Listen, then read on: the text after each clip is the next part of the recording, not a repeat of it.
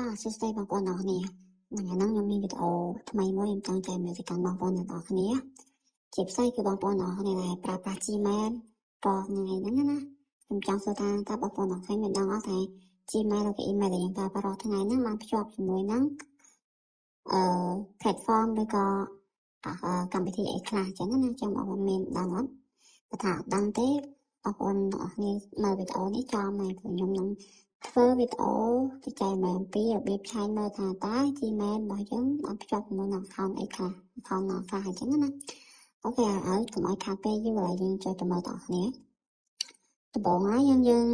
ចូលមកកាន់ Gmail របស់យើងមកនេះ Gmail យើងនឹងបង្ហាញអញ្ចឹងហើយបន្ទាប់មកទៀតយើងចូលទៅក្នុង profile របស់យើងមកនេះ profile Gmail របស់យើងបន្ទាប់មកយើងយកពាក្យខាងលើហ្នឹងដែលគេដាក់ថា your info privacy and security យើងចុចលើហ្នឹងទៅវានឹងបង្ហាញផ្ទាំងបែបនេះពេលបង្ហាញផ្ទាំងបែបនេះយើង scroll មកក្រោមយើងរកពាក្យថា data and privacy តោះមកយើងចុចពាក្យហ្នឹងវានឹងលុបមកផ្ទាំងមួយនេះតោះមកយើង scroll មកក្រោមទៀត scroll មករកពាក្យថានេះហើយ data sharing នេះ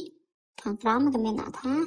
third party app and service ចឹងកន្លែងហ្នឹងយើងត្រូវចូលទៅមើលថា app របស់យើងហ្នឹងបានភ្ជាប់ជាមួយនឹង third party ឬក៏ service អីខ្លះអញ្ចឹងណានេះដូចក្នុងនេះដូចរបស់ខ្ញុំនេះឃើញមានភ្ជាប់ទៅកាន់27 platform នេះ27 platform ឬក៏ app អញ្ចឹងណាហើយយើងចូលទៅមើលដល់27មានអីខ្លះអញ្ចឹងណាអូខេនេះតើមកយើង scroll មកក្រោមមកយើងនឹងឃើញ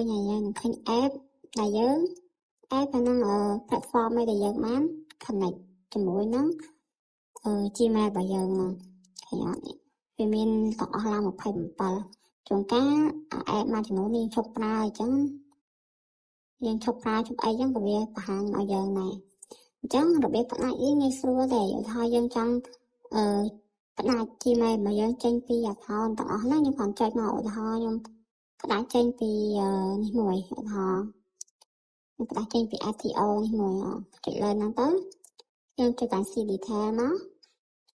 ហើយបន្ទាប់មកទៀតយើងនឹងឃើញពាក្យពណ៌ខៀវនេះហើយគេដាក់ថា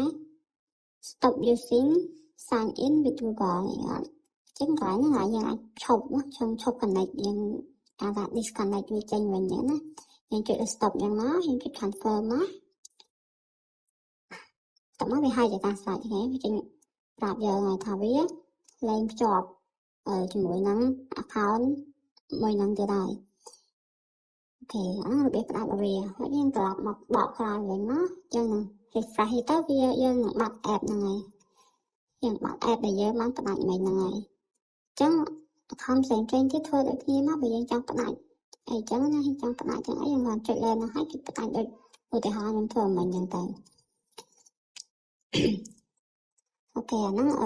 វីដេអូនេះមានតែប៉ុណ្្នឹងឯងសម្រាប់ចែកមកកាន់បងប្អូនទាំងគ្នាខ្ញុំសង្ឃឹមថាវានឹងជួយច្រើនដល់កាន់បងប្អូនទាំងគ្នាអញ្ចឹងណាពួកអីបាទ Gmail របស់យើងភ្ជាប់ទៅកាន់ account ច្រើនពេកវាមានហានិភ័យដែរវាអាចថា Gmail របស់យើងអាច ban ឬក៏ថាវាអត់សុវត្ថិភាពនិយាយចំចឹងណាអូខេចឹងវីដេអូនេះមានប៉ុណ្ណឹងហើយបើសិនជាចូលចិត្តវីដេអូចែកម្លែករបស់ខ្ញុំកុំភ្លេចជួយ follow page ខ្ញុំមួយផងហើយបាយបាយ